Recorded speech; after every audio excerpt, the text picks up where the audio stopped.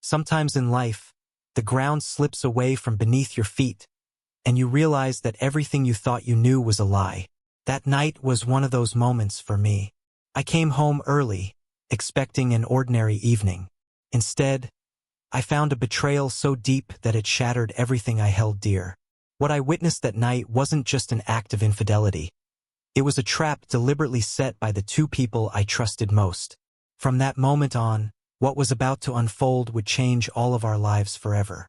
Before I dive into my story, if you don't want your life turned upside down like mine, subscribe to my channel to learn real lessons from real stories we share every day. Stories just like mine. Share your thoughts about the shocking truths I've experienced in the comments, and please show your support by liking my video. Now that you've subscribed, let's dive into my story. The air that night was oppressive, thick and heavy like the calm before a storm. I pushed open the front door, eager to shed the weight of the day.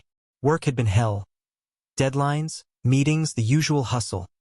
And all I wanted was to crack open a cold beer, stretch out on the couch, and maybe find some peace before Anna came home.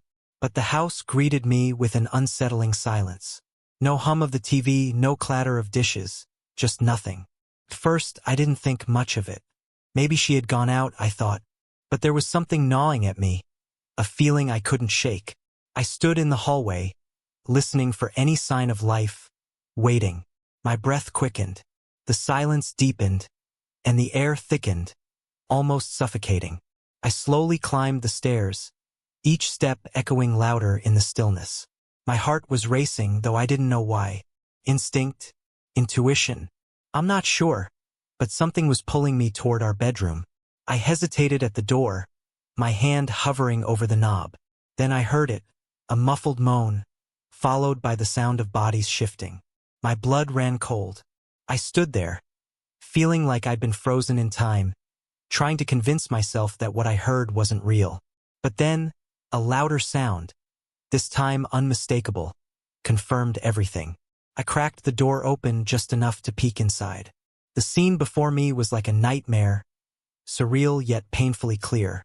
There she was, Anna, in the arms of another man, tangled in the sheets we once shared. My mind went blank, disbelief giving way to a searing pain in my chest. I wanted to scream, to rage, to tear the room apart. But instead, I stood there, frozen, watching as the two people I trusted most betrayed me in the most intimate way. The man, David, my closest friend, the person I confided in, was now the one who had taken everything from me. Silently, I backed away, my pulse pounding in my ears. How could this be happening? How long had it been going on? The questions spun in my mind, each one more painful than the last. I felt like a ghost in my own life, invisible and powerless to stop what was happening before me. I made my way back downstairs almost soundlessly and sat at the kitchen table. I needed to think, to breathe, but every breath felt like it was choking me, weighed down by the reality of what I had just seen. A million thoughts raced through my mind. Should I confront them now? Should I burst into the room and expose their betrayal? Or should I wait, calm down, and make a plan? My anger was turning into something colder, more dangerous. Then I heard the front door creak, and I saw Anna descending the stairs, her face flushed as if nothing had happened. When she saw me, she froze, the smile quickly fading from her face. "You're home early," she said, her voice trembling slightly. I looked at her for a long time, the words I wanted to scream caught in my throat.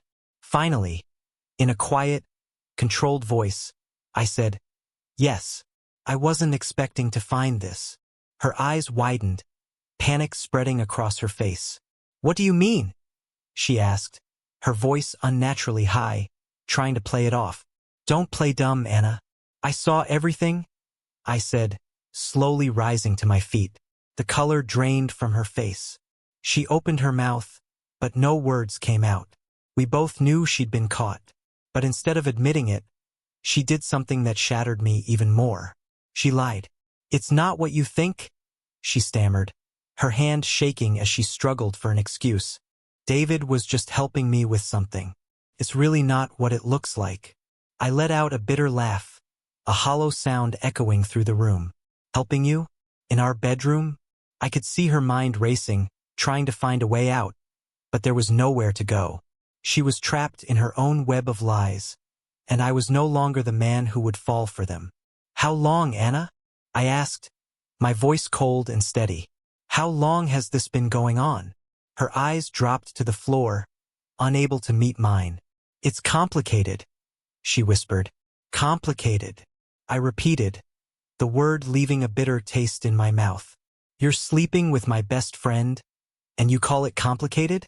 Just then, the door opened, and David walked in, oblivious to the tension. When he saw me, he froze, his eyes darting between Anna and me. "Tom," he began, his voice trembling. "I can explain." "Don't bother." I cut him off. "There's nothing you can explain. Not anymore." A long silence fell over us. I felt everything collapsing around me. The life I thought I had, the future I'd imagined with Anna, all of it falling apart in an instant. Yet, in that moment I felt a strange clarity. "You both disgust me," I said, my voice barely containing the rage trembling beneath it. "Did you think I wouldn't notice? The late nights, the secretive texts, the way you both have been treating me? I should have seen this." Anna took a step toward me, her eyes filling with tears. "Tom, please." I raised my hand, stopping her. "No, you don't get to cry. You don't get to play the victim here. You made your choice. Now you have to live with it." I turned to David, the man who had been my friend through so much, now the one who betrayed me in the worst possible way. "And you?" I said, my voice filled with disgust. "I trusted you, and you took everything from me." David opened his mouth to speak, but I didn't give him the chance. "Don't even try. There's nothing you can say to fix this." I grabbed my keys from the table and headed for the door. "I hope you're happy together," I said, looking back at them one last time. "Because you've both lost me." I slammed the door, the sound echoing through the empty hallway as I stepped outside. The cold night air hit my face, and for the first time in hours, I felt like I could breathe. But the relief was short-lived. I knew this wasn't over. Not yet. Weeks passed, and the silence between us became unbearable. Anna left messages on my phone, sent emails, begged me to come back. But I couldn't, not after what I had seen that night. One evening, I found myself standing outside David's apartment, staring at the light spilling through the curtains. My hands shook, fists clenched, as thoughts raced about what my next move would be. Revenge was tempting, but I wasn't sure I was ready to go down that path. As I stood there, the memory of that night, their betrayal, played over and over in my mind, each time more vivid, more painful. I knew I couldn't just let it go. I couldn't let them walk away unscathed. I pulled out my phone and dialed a number I'd been holding on to for weeks. A private investigator. The kind of guy who digs up the darkest secrets people try to hide. If Anna and David thought they could move on with their lives, they were dead wrong. What the investigator uncovered was far worse than I'd imagined. The affair wasn't just physical. They had been deceiving me in every aspect of my life. With all the evidence of their betrayal in hand, I had a choice to make. I could confront them, expose their lies, and walk away. But that wasn't enough. I needed revenge, and I needed it to be quiet, calculated. A week later, everything was in place. Using the investigator's evidence, I exposed David's shady dealings at work. The morning he found out, I was waiting outside his office, watching the shock on his face. His company turned its back on him, and his colleagues lost all trust in him. As for Anna, her downfall was different. She kept trying to reach me, asking to meet. Eventually, one evening, I came home to find her at my door, her eyes swollen, filled with desperation. "Tom, please," she begged.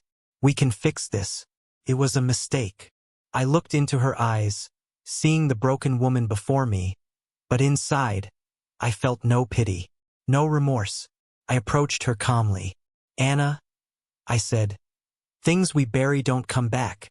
She blinked, confused. "You should have thought about that before." I turned away and shut the door behind me.